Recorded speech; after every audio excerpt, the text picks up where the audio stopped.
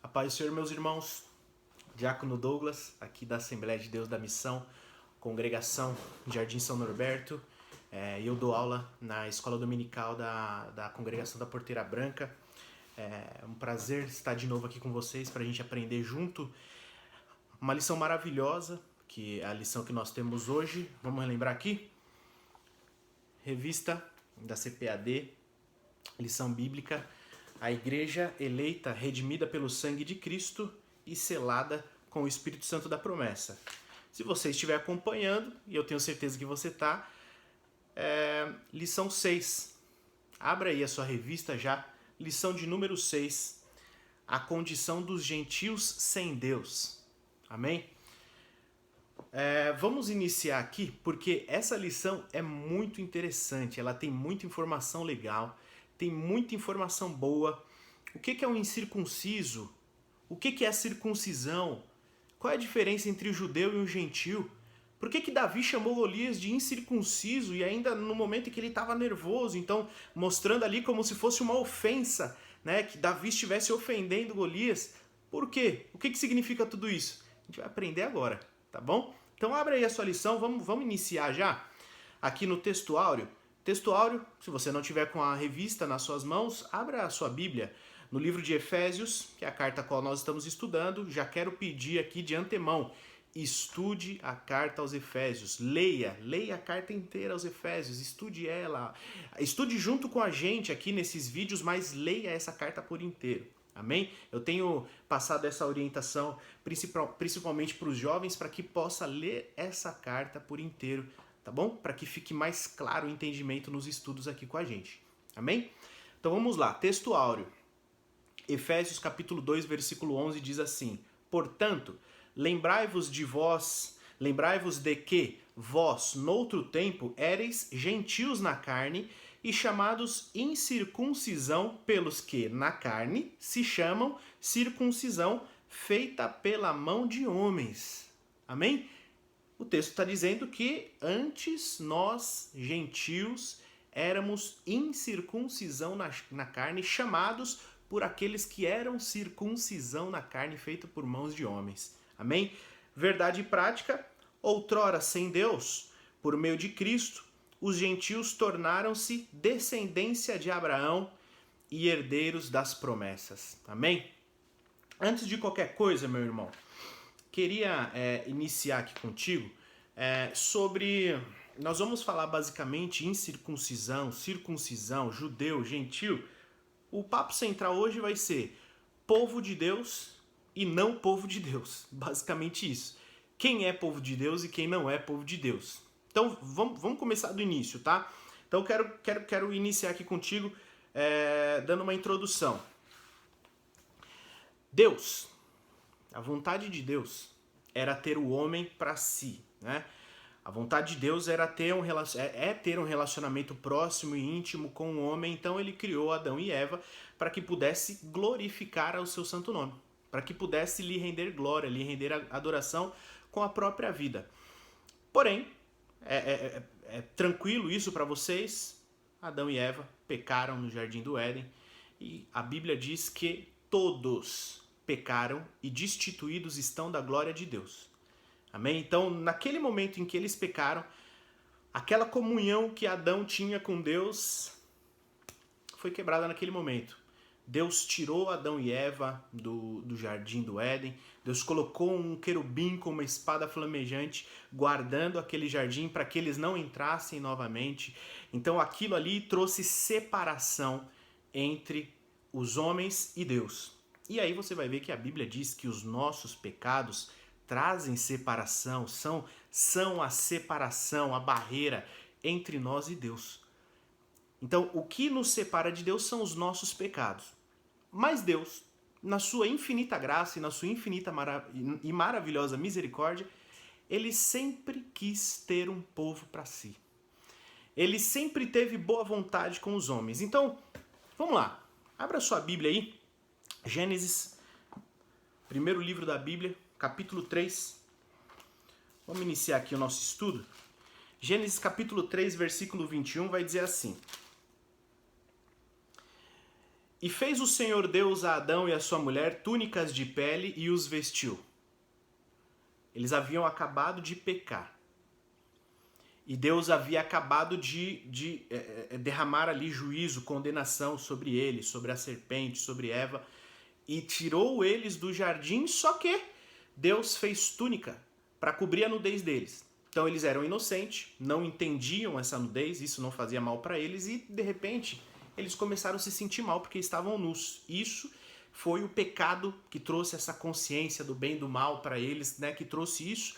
E Deus, na sua infinita bondade, fez túnicas e cobriu a nudez deles. O que isso significa, meu irmão? Significa que, naquele momento, Deus, na sua presciência, ele já poderia ter parado por ali. Ele já poderia ter destruído Adão e Eva por ali. Ele é Deus. Ele não deve satisfação para mim, para você, para a ONU, para direitos humanos. Ele não deve satisfação. Ele é Deus. Ele poderia ter feito isso. Ele é o Criador e nós somos a criatura. Tá certo?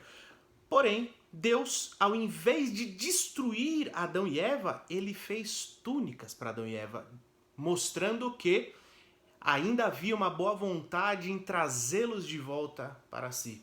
Como Jesus disse, aquele que se achega a mim, de maneira nenhuma eu lançarei fora. Como diz a palavra de Deus, achegai-vos a mim e eu me achegarei a vós.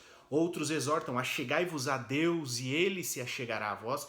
Então você vê nesse versículo, quando Deus faz a túnica, Deus estava querendo já aproximá-los posteriormente, porque Deus poderia ter parado com tudo por ali. Mas nosso Deus é um Deus de misericórdia. É um Deus de misericórdia. Então, eu queria dar uma introdução mostrando que ninguém merece, que nós não merecemos ser povo de Deus, mas existe uma boa vontade em Deus de nos tornar povo dele. E nós vamos entender isso um pouquinho melhor aqui. Amém? Então, deixa eu iniciar aqui na introdução, que diz assim: na presente lição, veremos que o autor de Efésios lembra aos gentios de que antes da regeneração, eles eram incircuncisos. Nós vamos chegar lá para entender o que é isso. E haviam experimentado 5 formas de privação. Estavam sem Cristo, separados de Israel, alienados quanto à promessa, sem esperança e sem Deus no mundo. Logo, estudaremos cada um desses aspectos. Meu irmão, deixa eu te falar uma coisa. Se você tem uma visão... Vamos lá, deixa eu começar de novo. Se você acha que o Deus do Antigo Testamento não é o mesmo que Jesus, nós vamos quebrar esse paradigma agora. O Deus do Antigo Testamento, ele é tão gracioso quanto Jesus. Porque a impressão que às vezes fica é que o Deus do Antigo Testamento é muito legislador, é muito nervoso, é muito bravo. E Jesus é um Deus que abraça a todos, que recebe a todos. Mas deixa eu te contar uma coisa, se trata do mesmo Deus. É o mesmo Deus. Até porque Jesus dizia assim, olha, eu não faço nada que o meu Pai não me ensinou. Tudo que eu faço, o meu Pai me ensinou. Amém? Eu e o Pai somos um. Amém? E Deus falou, olha, eu levantarei, no tempo de Moisés, Deus falou, levantarei um profeta e ele irá falar para vocês as palavras que eu colocar no coração dele, que eu colocar na boca dele. Isso mostra uma unidade. O Deus do Antigo Testamento não é um Deus bravo, um Deus legislador, um Deus nervoso, ele é um Deus gracioso que fez túnicas de pele para trazer Adão e Eva, ou seja, para trazer a humanidade de volta para ele, tá? Então a primeira coisa que eu já quero quebrar aqui contigo é, o Deus do Antigo Testamento, ele é gracioso, ele sempre teve boa vontade em nos trazer para perto de si, amém? Vamos entender um pouquinho melhor isso agora. Tópico 1, chamados incircuncisão. Na era antes de Cristo, além de mortos espiritualmente, os gentios eram desprezados pelos judeus e identificados como incircuncisos. Então vamos entender primeiro a diferença entre judeu e gentio, e eu nem quero me estender. Judeu é o povo descendente de Abraão. Abraão foi chamado por Deus, lembra? Abraão, sai da sua terra. Abrão, ele era Abrão na época. Sai da sua terra, da sua parentela, da casa do seu pai. Vai para uma terra que eu te mostrarei. Farei de ti uma grande nação. Abençoarei os que te abençoarem. Amaldiçoarei os que te amaldiçoarem. E em ti, Abrão, serão benditas todas as famílias da terra. Então Deus chamou Abraão e por isso o nome de povo hebreu vem de Abraão, tá? Hebreu vem de Abraão, amém? E o judeu, o nome judeu, né, que vem ali de Judá, tá? Israelitas, que vem de Israel, amém?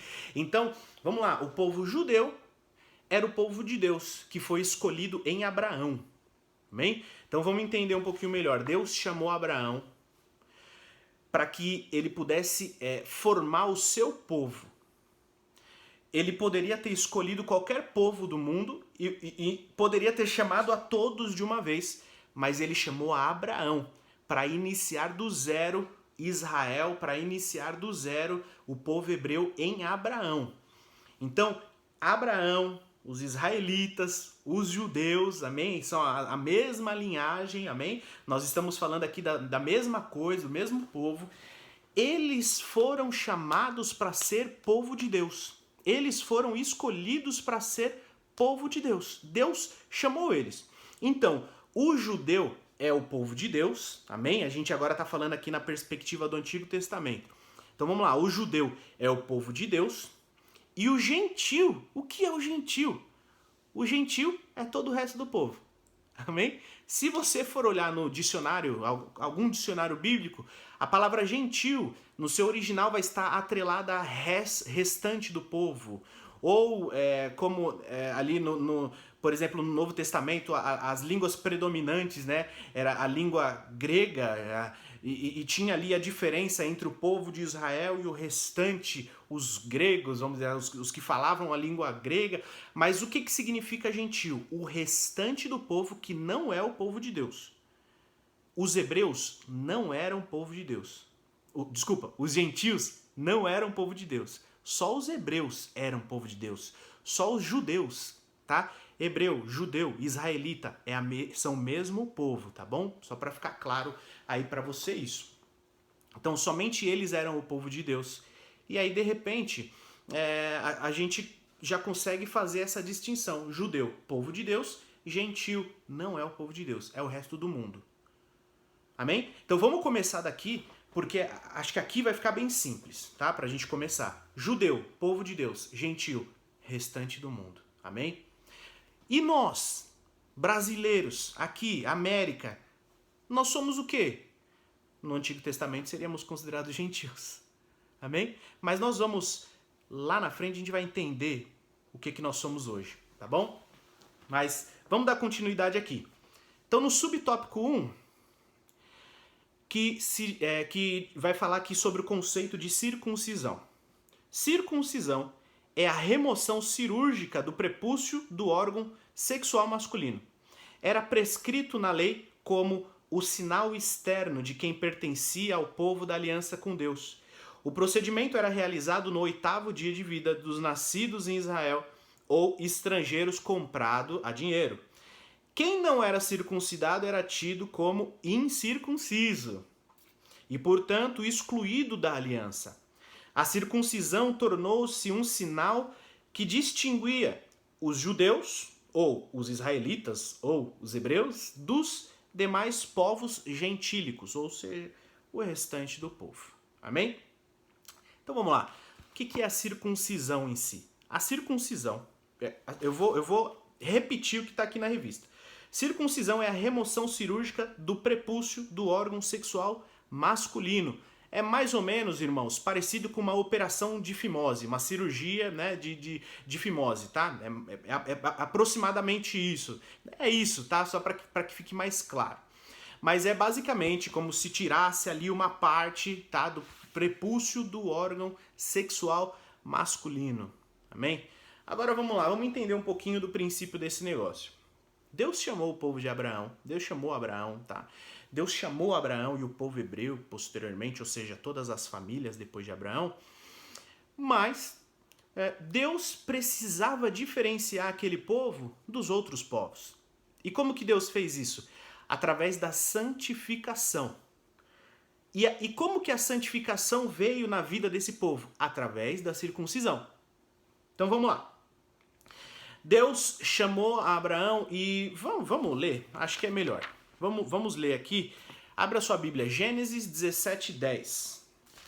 Vamos lá, Gênesis 17:10 vai nos dizer assim, presta atenção, esse é o meu concerto que guardareis entre mim e vós e a tua semente depois de ti, que todo macho será circuncidado, e circundareis a carne do vosso prepúcio, e isto será por sinal do concerto entre mim e vós. Então vamos lá, Deus chamou Abraão e disse, Abraão, para que vocês sejam um povo separado, porque a palavra santo significa isso, separado, para que vocês sejam um povo separado, vocês vão precisar circuncidar. Vocês vão precisar passar por esse processo. E aí, irmãos, isso que eu vou falar agora não está na Bíblia, mas eu quero refletir um pouco contigo sobre esse princípio da circuncisão. Nós sabemos que no órgão sexual masculino, principalmente, não tô dizendo que agora não, mas principalmente nos tempos antigos, é onde tem ali o orgulho do homem, o ego do homem, a glória do homem, né? Vamos falar dessa maneira, do homem carnal, amém? Vamos dizer que do homem carnal, o órgão sexual dele é o ego dele, o orgulho dele, a glória dele. E Deus, quando Ele chama-nos para andar com Ele, Ele fala algo parecido, como Jesus falou, se quiser me seguir, toma a sua cruz e me segue. Ou seja, entrega tudo primeiro. É mais ou menos como aquilo que João Batista falou, é necessário que eu diminua e que Ele cresça. Então você vê ali Deus já, de princípio, querendo tratar com o homem, dizendo, olha, quer me seguir? Eu sou o Rei dos Reis e Senhor dos Senhores. Então, primeira coisa, quebra o seu orgulho.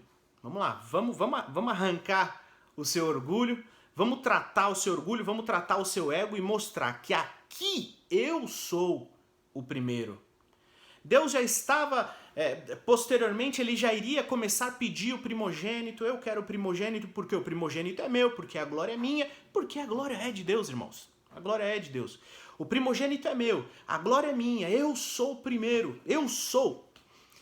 Só que, para tratar com o homem, inicialmente, o primeiro povo chamado, escolhido de toda a terra, e essa terra é grande demais, de toda a terra, Deus falou o seguinte, precisa tratar o orgulho, o ego. Então, não tem orgulho, ego, não tem nada em você, é em mim, então vai precisar circuncidar. Isso que eu acabei de falar não está na Bíblia, eu estou refletindo com você e conjecturando, amém? Mas existe, você vai ver textos de Deus falando, olha, eu sou o Senhor, a minha glória eu não divido com ninguém, amém? Então é mais ou menos isso. E por que Deus está santificando o povo,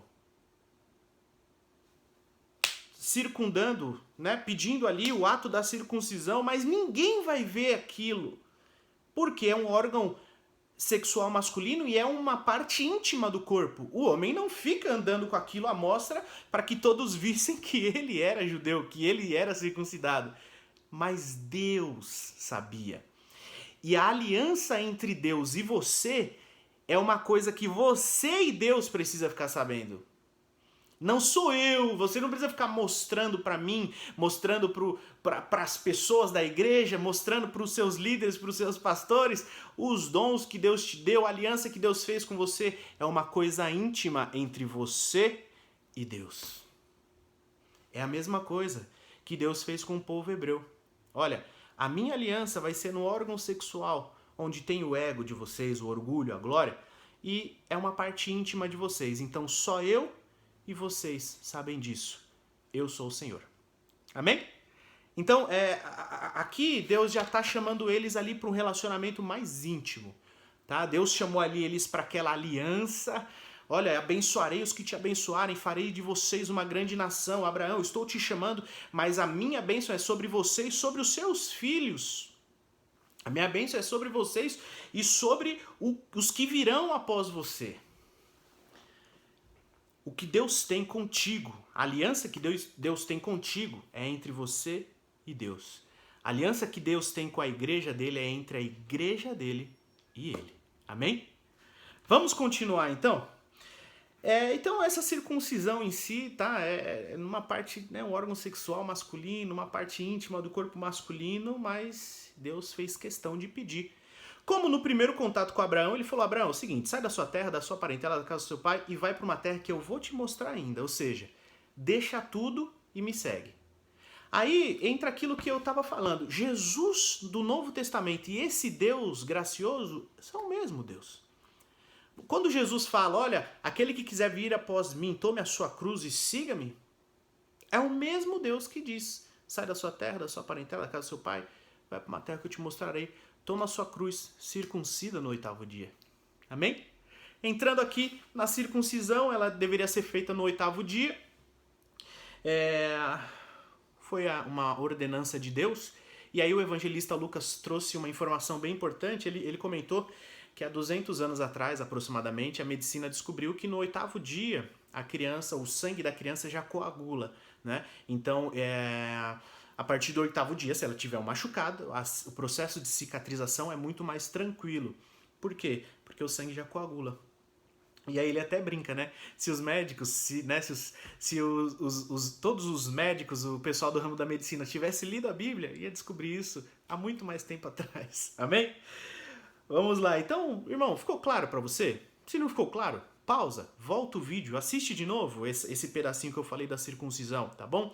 Circuncisão era só para Abraão e seus filhos. E aí entra um detalhe interessante que eu queria comentar contigo, é que Deus pediu a circuncisão para o povo hebreu e pros servos de Abraão que não eram hebreus. Pediu para todos aqueles que fossem comprados por dinheiro e não eram hebreus, mas se eles quisessem permanecer no meio do povo hebreu, Deus, ele dava essa oportunidade. Olha, é só você circuncidar e aí você faz parte da congregação. E aí eu volto a dizer que somente um Deus amoroso daria a oportunidade para que um povo que não faz parte da linhagem de Abraão pudesse se achegar por meio da circuncisão. Amém? Agora vamos entender o sentido espiritual da circuncisão. Subtópico 2. O significado religioso da circuncisão. Seu significado religioso apontava para a santificação, como a corrupção. Isso que eu estou falando aqui, ó, seu significado religioso apontava para a santificação, está lá em Êxodo 19, 5 e 6. Como a corrupção e as práticas idólatras estavam fortemente relacionadas com a sexualidade depravada, a circuncisão simbolizava a aliança de purificação requerida ao povo escolhido. Era algo tão sério que os judeus recusavam-se até mesmo comer com os incircuncisos. Amém? Aí eu acabei antecipando no subtópico 1 sobre essa questão da santificação. Então, a circuncisão em si era para separar o povo santo do povo que não era santo, do povo que é separado e o povo que não é separado, ou seja, do judeu e do gentil. Amém? Porém, o nosso Deus amoroso sempre teve boa vontade para com o gentil. Deus sempre teve boa vontade para com os gentios, tanto que eu estou aqui hoje e você está aí também, né, alcançado pela graça de Deus. Nós somos considerados gentios pelo povo judeu. Por quê? Porque nós não somos judeus. Nós não somos da linhagem de Abraão. Simplesmente por isso. Então, nós somos os gentios. Amém? Todo mundo que não é, todos que não são ali da linhagem de Abraão, que não são ali circuncidados ali, são considerados gentios. Mas você vê Deus tendo boa vontade para com o povo gentil. A primeira delas é a que eu já citei, quando ele pede para Abraão circuncidar toda a família dele, né, os homens acima de 7 dias de vida, a partir do 8º dia de vida. Mas você vê Deus pedindo para que ele circuncidasse também o servo, circuncidasse aquele que ele comprava por dinheiro, que não era um povo da família dele, do sangue dele, mas é um Deus gracioso, meu irmão. É o mesmo Deus gracioso que eu vejo em Cristo, quando ele nos chama para perto de si, né? Quando ele diz assim, vinde a mim os que estão cansados e oprimidos, e eu vos aliviarei. O Deus do Antigo Testamento eu vejo em Cristo e Cristo eu vejo no Deus do Antigo Testamento, amém? A gente precisa deixar claro que eles são o mesmo Deus, amém? Não muda, o nosso Senhor não muda. Então a circuncisão é um ato de santificação, de separação para Deus, onde o homem e Deus sabe, o povo, né, aquele povo e Deus sabe disso. Amém? Então, subtópico 3, a circuncisão do coração. Agora a gente vai entrar no sentido espiritual da circuncisão. o apóstolo reconhece que os gentios não faziam parte da circuncisão, mas com uma ressalva. O sinal dos judeus era apenas físico e realizado por mãos humanas. A boa nova que Paulo traz é de que a verdadeira circuncisão não se tratava de uma operação externa na carne realizada pelos homens, mas a que foi feita no interior, que é o da carne, cujo louvor não provém dos homens, mas de Deus. Assim, em Cristo, o sinal de quem pertence a Deus não é a circuncisão nem a incircuncisão, mas sim o ser uma nova criatura. Amém. Agora vamos entender o sentido espiritual da circuncisão. Veja só. Deus pediu para que o homem ele abrisse mão ali de parte da glória dele, né? Vamos chamar dessa forma, de parte do orgulho dele, por amor a Deus, por estar disposto a estar com Deus, estar disposto a seguir a Deus. O que se chama isso, meu irmão? Esse ato se chama renúncia. Vou ser repetitivo no versículo, mas quando Jesus diz, olha, aquele que quiser vir após mim, toma a sua cruz e me siga, a cruz é renúncia. Quando ele fala, toma a sua cruz e me siga, ele está falando, você precisa renunciar a si mesmo. Você precisa renunciar à sua natureza, renunciar ao seu orgulho, renunciar à sua glória, a tudo aquilo que você acha que você possui de força, de sabedoria, de inteligência. Renuncia-se e siga após mim. E é o que Deus pediu para o povo, né? Porém, quando Deus pediu para esse povo circuncidar, né, na carne, circuncidar o prepúcio do órgão genital masculino, existia um sentido espiritual, existia um princípio espiritual nesse negócio, que é essa renúncia na carne precisa espelhar no meu coração. Essa renúncia na carne precisa espelhar no meu coração. Não entendi. Eu preciso cortar o meu coração? Não. Eu preciso me arrepender. Eu preciso renunciar a mim mesmo e deixar que Deus habite em mim.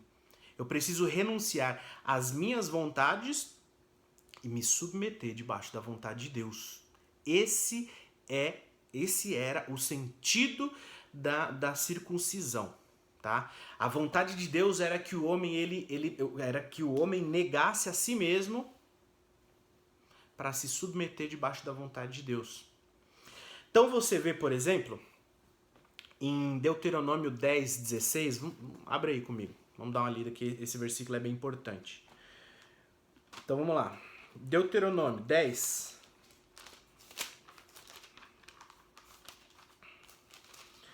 olha só o que diz em Deuteronômio 10, 16, diz assim, circuncidai, pois, o prepúcio do vosso coração, e não mais endureceis a vossa cerviz. Então veja só, o mesmo Deus que pediu para circuncidar na carne, em Deuteronômio já está falando, olha, deixa eu te falar, não adianta nada circuncidar na carne e o coração continuar desse jeito. Quer renunciar na carne, mas não quer renunciar no coração? Que negócio é esse? Quer renunciar na carne, quer seguir a lei a qualquer custo, mas não quer renunciar no coração, não quer nascer de novo, era basicamente isso que Deus está falando, olha, não quer se humilhar, não quer ser uma nova pessoa, aí Deus exorta, circuncide então o seu coração e não a sua carne. Vamos ler outro. Abre aí a sua Bíblia em Jeremias, capítulo 4, Jeremias, capítulo 4, versículo 4, diz assim. Olha só, Antigo Testamento, hein? Circuncidai-vos para o Senhor e tirai os prepúcios do vosso coração, ó homens de Judá e habitantes de Jerusalém. Essa é a parte A do versículo. Então você vê que Deus, ele pediu no Antigo Testamento para circuncidar na carne, amém? E isso, ali, debaixo da lei, né? Vamos dizer assim, debaixo da lei, tá? Ele pediu para circuncidar na carne, e aí o mesmo Deus no mesmo Antigo Testamento, na dispensação da lei, pedindo, olha, presta atenção, entenda o que eu estou querendo dizer. Mandei circuncidar na carne, mandei renunciar na carne, mas renuncia no coração também, senão não adianta. Senão não adianta. Não adianta sacrificar e não obedecer. Não é isso que a Bíblia diz? Precisa sacrificar? Precisa, mas também precisa obedecer. Amém? O sentido espiritual dessa santificação é uma santificação interior. É uma santificação por completo. E aí a gente vai entrar agora aqui no quarto tópico, mas essa circuncisão, nós vamos ver vários versículos lá do Novo Testamento, mas já é falando sobre o novo nascimento. Né? Essa circuncisão já está falando ali sobre o batismo nas águas, sobre o novo nascimento. Vamos entender isso. Acho que ficou claro, né? Então vamos lá. A circuncisão, aí é o subtópico 4 agora. A circuncisão na nova aliança. O assunto da circuncisão gerou discussões acaloradas entre judeus e gentios em Antioquia. A questão ganhou muita dimensão, provocou intensos debates e culminou na convocação do primeiro concílio da igreja em Jerusalém, a deliberação dos apóstolos sobre o assunto, sobre a orientação do Espírito Santo.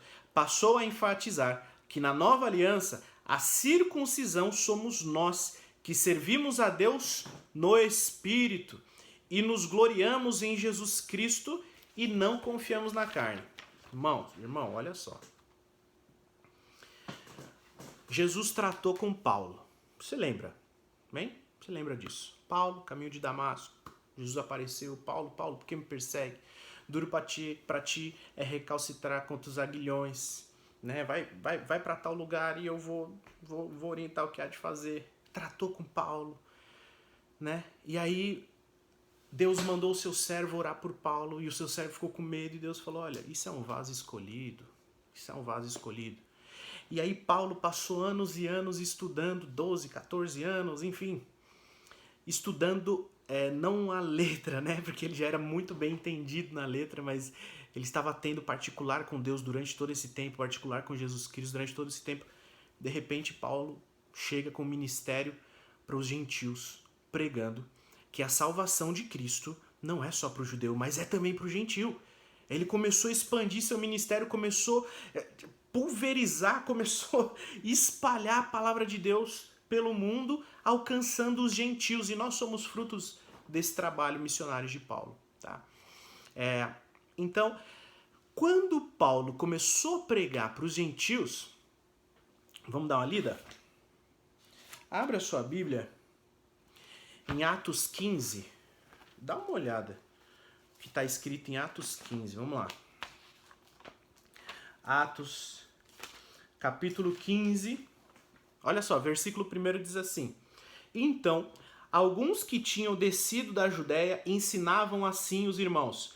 Se vos não circuncidardes conforme o uso de Moisés, não podereis salvar-vos. Veja só. Jesus Cristo, ele cumpriu toda a lei. Jesus Cristo, ele se fez pecado para nos salvar e a nossa salvação vem pela fé, né? A salvação vem pela graça, mediante a fé, no sacrifício de Cristo. Toda a minha salvação está no sangue derramado de Jesus Cristo e na ressurreição de Jesus Cristo. Ou seja, a nossa salvação, ela está na obra de Cristo. Mas quando Paulo começou a pregar, de repente apareceram algumas pessoas e disseram, olha, aceitou a Jesus? Legal, agora precisa circuncidar. Aí começou a rolar uma confusão entre os irmãos da igreja. Não precisa circuncidar, Cristo já fez tudo, eu sou livre. Agora é a graça, dispensação da graça. E eles querendo voltar aos rudimentos da lei. Sabe o que é isso? É aquela igreja, nos nossos dias de hoje, que coloca a Arca da Aliança lá, dando ênfase para a Arca da Aliança lá na igreja dela, dizendo que a Arca da Aliança traz a presença de Deus.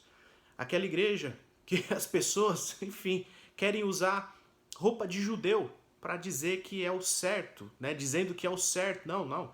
O certo é esse, né? É confiando nas coisas materiais, ou aquela igreja que dá mais glória para os anjos, que acha que os anjos são maiores do que Jesus, né? Dizendo que você precisa fazer isso e aquilo, que não precisa mais.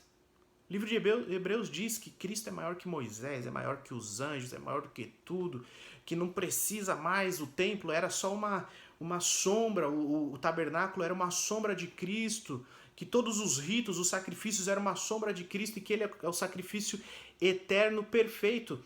Não precisava circuncidar mais. Quer dizer então que os gentios, que eram o restante do mundo, quer dizer que o resto do mundo, para ser salvo, tinha que aceitar Jesus e circuncidar? Não faz sentido. E aí começou a rolar uma discussão na época. E aí, preciso circuncidar ou não? Acho que tem que circuncidar, né? Ou não precisa. E aí começou essa discussão. E essa discussão foi se acalorando, foi aumentando. E essa discussão gerou o primeiro concílio da igreja em Jerusalém.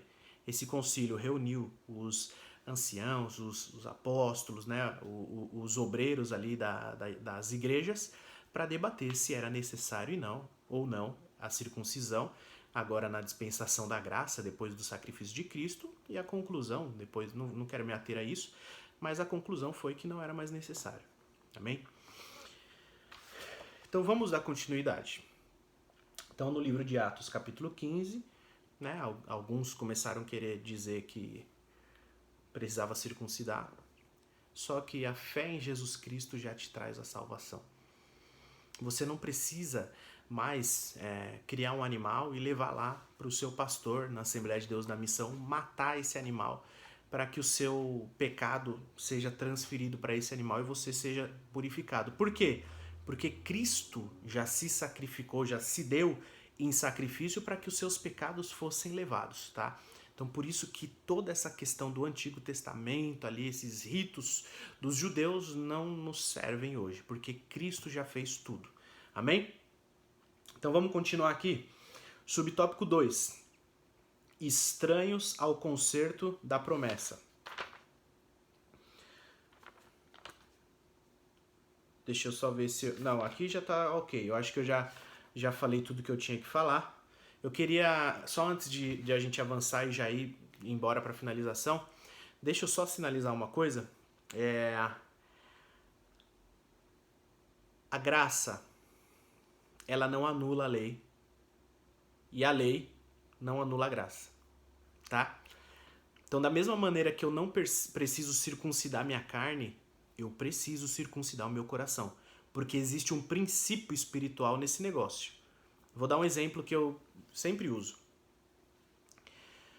A Bíblia diz, lá no Antigo Testamento, tinha um mandamento que dizia que se seu filho for meio desobediente, você chama alguns anciãos para conversar com ele. Se ele continuar desobediente, apedreja e mata seu filho. Você vai fazer isso hoje? Precisa? Não. Mas olha o princípio desse negócio. Se seu filho não obedece você, não obedece os líderes, não obedece os anciãos da igreja, vamos dizer assim, ele vai passar a não obedecer os professores, não vai obedecer as autoridades. E não obedecendo as autoridades, ele não vai ter respeito por ninguém. Ele está caminhando para a morte, né? A sociedade acaba matando ele, né? Ele mesmo se mata ali por conta dessa rebeldia completa. Então existem princípios na lei, né, que nós precisamos respeitar, que nós precisamos seguir. Não adianta eu dizer, poxa, não vou circuncidar a minha carne, preciso circuncidar meu coração. Né? Essa circuncisão no coração é o arrependimento, é o novo nascimento, é o ato do batismo. Tá? São todas essas coisas que nos faz nascer de novo. E aí, repetindo uma famosa frase de Charles Spurgeon, ele disse, eu não quero saber se você é wesleyano, se você é presbiteriano, né? Eu quero saber se você nasceu de novo. É isso. Amém? Graça e lei são coisas diferentes. Nós estamos na graça, mas então não vou ler o Antigo Testamento porque eu estou na graça. Não, muito pelo contrário. Você precisa ler o Antigo Testamento porque lá existe o caráter de Deus, os princípios de Deus. Quando Deus diz nos mandamentos, não matarás, é caráter dele. Ele não gosta que mata. Quando ele diz não roubarás, são princípios de Deus. Ele não gosta que roube, é um princípio dele, é caráter dele. E você conhece a Deus pela lei, né? Pela lei vamos dizer assim, você conhece o caráter de Deus ali, que ele revelou na sua lei, não cobiçarás a mulher do próximo, porque é dele, ele não gosta disso e ele nos ensinou. E hoje nós vivemos na graça que é muito mais profunda do que a lei, né? Como Jesus falou, não é mais ser pego em adultério. Se você olhar e cobiçar, já adulterou. Então a lei, ela é mais profunda do que a graça. A graça, ela é mais profunda do que a lei, mas um não anula o outro. Você precisa sim respeitar e ler e conhecer e entender esses princípios espirituais da lei. Amém? Vamos lá, subtópico 2. Estranhos ao concerto da promessa. Nessa parte, o apóstolo Paulo aponta a situação dos gentios. Naquele tempo, estáveis sem Cristo, separados da comunidade de Israel e estranhos ao concerto da promessa. Olha o que diz o subtópico 1. Uma vida sem Cristo. Ao descrever a história passada dos gentios, o apóstolo traz à memória que naquele tempo, isto é, antes da regeneração, eles viviam imersos no paganismo e, portanto, sem Cristo. Isso indica que a religiosidade dos gentios era incapaz de inseri-los na promessa messiânica da salvação. Também significa que eles desconhecem a Cristo, como também eram indiferentes à promessa acerca dele e da sua obra. Então vamos lá. Isso aqui está dizendo que os gentios eles eram estranhos ao concerto da promessa, ou seja, eles não conheciam o concerto da promessa. Então o primeiro subtópico está dizendo que os gentios viviam uma vida sem Cristo, ou seja, você, eu, vivíamos uma vida sem Cristo. E viver uma vida sem Cristo é viver uma vida sem salvação. Viver uma vida sem salvação é você caminhar todos os dias de propósito para a morte, para o abismo, tá? Então, o que o pastor Douglas Batista está citando aqui, que ele, na verdade, está explicando, né, o que o apóstolo Paulo escreveu em aos Efésios, é que eu e você, antes dessa circuncisão no coração, antes do batismo, do aceitar a Cristo, antes do novo nascimento, nós estávamos sem Cristo. Nós estávamos sem salvação. Nós estávamos caminhando para o abismo. E aí ele continua dizendo, no subtópico 2, separados da comunidade de Israel. Ainda no versículo 12, o apóstolo salienta a desvantagem de os gentios não pertencerem à comunidade de Israel.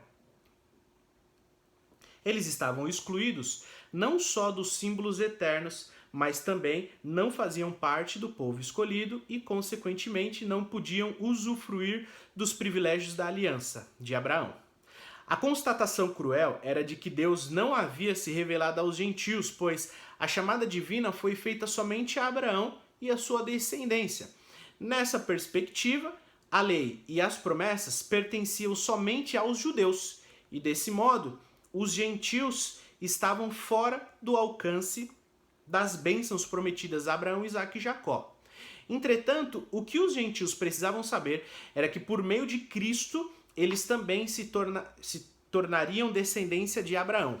Abra sua Bíblia em Gálatas, livro de Gálatas, capítulo 3. Vamos abrir aqui o livro de Gálatas, capítulo 3, no versículo 29. Veja o que diz a palavra do Senhor. Capítulo 3, 29 diz assim: E se sois de Cristo, então sois descendência de Abraão e herdeiros conforme a promessa. O que isso significa? Que se você é de Cristo, você não precisa circuncidar. Porque automaticamente, sendo de Cristo, você se torna descendência de Abraão, porque a descendência de Abraão é de Cristo, né? Vamos dizer assim. Essa descendência espiritual, essa descendência de Cristo, né? Essa linhagem de Cristo. Olha o que o texto diz. Se você é de Cristo, então você é descendência de Abraão e herdeiro de todas as promessas derramadas sobre a vida de Abraão. Então você faz parte, você pode gozar de todas essas bênçãos que Deus derramou sobre Abraão e toda a sua descendência, porque você está em Cristo. E isso te faz gozar dessas promessas, dessas bênçãos. E é isso que a lição está dizendo, que nós estávamos separados dessa comunidade de Israel. Nós não fazíamos parte, mas por meio de Cristo, como disse o texto, nós agora fazemos parte da descendência de Abraão. tá? Mas antes nós estávamos separados. E no subtópico 3 ele diz que nós estávamos alienados aos pactos das promessas. E aí diz assim: uma vez separados da comunidade de Israel, os gentios desconheciam totalmente os vários pactos de Deus que Deus estabelecera com os patriarcas israelitas. Estes pactos giravam em torno da grande promessa do advento do Messias. Dentre eles, o pacto abraâmico, que está em Gênesis 12, 1, 3. Vamos dar uma rápida lida. Gênesis 12, do 1 ao 3, diz assim. Você se lembra, mas a palavra diz assim: ora, o Senhor disse a Abraão: sai da sua terra, da sua parentela e da casa do seu pai, e vai para uma terra que eu te mostrarei. E far-te-ei uma grande nação, e abençoar-te-ei e engrandecerei o teu nome, tu serás uma bênção. E abençoarei os que te abençoarem, e amaldiçoarei os que te amaldiçoarem, e em ti serão benditas todas as famílias da terra. Essa foi a promessa para Abraão. O pacto mosaico, Deuteronômio 28, 1, 24. Vamos lá para Deuteronômio. Abra sua Bíblia, isso é um estudo. Vamos gastar a nossa Bíblia. Vamos lá. Deuteronômio 28, do 1 ao 14. Não vou ler todos os versículos, tá? Mas diz assim: e será que se ouvirdes a voz do Senhor, teu Deus, tendo cuidado de guardar todos os seus mandamentos que eu te ordeno hoje, o Senhor teu Deus te exaltará sobre todas as nações da terra, e todas estas bênçãos virão sobre ti e te alcançarão quando ouvires a voz do Senhor teu Deus. E aí Deus começa a falar um monte de bênçãos para aqueles que ouvem e obedecem à voz de Deus. Essa foi a promessa para Abraão. E para finalizar, ele fala também do pacto davídico. Vamos lá. Falamos sobre o pacto abraâmico, pacto mosaico, agora o pacto davídico. 2 Samuel 7:13. Vamos lá para 2 Samuel 7:13 ao 16, que diz assim: este edificará uma casa ao meu nome, e confirmarei o trono do seu reino para sempre, e lhe serei por pai, e ele me será por filho. E se vier a transgredir, castigá-lo-ei com vara de homens e com açoites de filho de homens. Mas a minha benignidade se não apartará dele, como a tirei de Saul, a quem tirei diante de ti. Porém, a tua casa e o teu reino serão firmados para sempre diante de ti. Seu trono será firme para sempre. Essa promessa, esse pacto, já estava apontando para Cristo. Parece que é Salomão, né? Mas já estava apontando para Cristo, essa questão desse reino firmado para sempre. O único reino firmado para sempre é o de Cristo, o Rei dos Reis e o Senhor dos Senhores. Esses pactos eram reiterados da promessa messiânica. Os gentios não tinham noção dele, por conseguinte, estavam alienados de qualquer promessa ou esperança messiânica. Agora, uma vez regenerados em Cristo, é revelada a grandeza do amor divino de alienados da promessa por meio do sangue de Jesus. Os gentios tornaram-se herdeiros da maravilhosa promessa. A gente já está caminhando para o final, mas deixa eu te falar uma coisa. Essa palavra alienados aos pactos da promessa, ela tem, no seu sentido original, excluídos. Então, vamos dizer assim que são excluídos dos pactos da promessa. A lição até traz aqui no vocábulo que também tem uma visão de afastados, alheios. Mas não é que está dizendo que eles, né, estão quase ligados. Não, está dizendo que eles estão excluídos das promessas. Mas como lemos em Gálatas, em Cristo nós nos tornamos descendência de Abraão e temos direito a essas bênçãos para a nossa vida também. E aí eu te digo, meu irmão, ter direito a ser reinado eternamente por Cristo, nada pode pagar isso.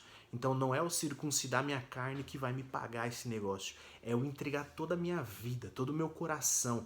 É eu me circuncidar por inteiro. É eu ser regenerado. É eu nascer de novo de propósito. Buscar isso por amor a Deus. Amém? Só lembrando que isso não vem de nós, é dom de Deus. Só para que fique claro, para não dizer que eu estou pregando aqui uma heresia para você. Mas eu estou dizendo que você deve amar isso, você deve lembrar, que é o que nós começamos lendo aqui, ó. Portanto, lembrai-vos de que vós, noutro tempo, éreis gentios na carne. Nós éramos gentios, nós estávamos afastados, estávamos excluídos desse pacto. E nós, assembleiamos, acreditamos que o processo dessa conversão, dessa regeneração, Deus inicia, Ele nos chama e nós respondemos ao chamado de Deus, né? Nós não acreditamos nessa predestinação incondicional, né? Que Deus ele faz, ele me chama e ele me faz aceitar a Ele ou não, né? Nós cremos que Deus inicia o processo e nós respondemos a Ele. Amém? Vamos partindo aqui para o final, só novamente lembrando, nós devemos adorar a isso, tá? Nós devemos amar a isso e nos lembrar quem nós éramos e o que Cristo em que Cristo nos transformou. Amém? Vamos partindo para o fim aqui, no tópico 3, que diz sem esperança e sem Deus. Olha só, agora Paulo passa a descrever a situação dos gentios que viviam não tendo esperança e sem Deus no mundo. Subtópico 1. Desprovidos de esperança. A palavra esperança traz ideia de confiança. E nas Escrituras, o seu principal uso está ligado à confiança nas promessas divinas. Podemos afirmar que os gentios eram desprovidos dessa esperança por causa da parte da filosofia grega que descartava a possibilidade de uma vida além túmulo e que, consequentemente, pudesse ser ditosa. Além dessa questão, embora Deus tivesse decretado incluir os gentios no plano da salvação, eles mesmos ignoravam essa promessa e por isso não tinham em que sustentar qualquer esperança.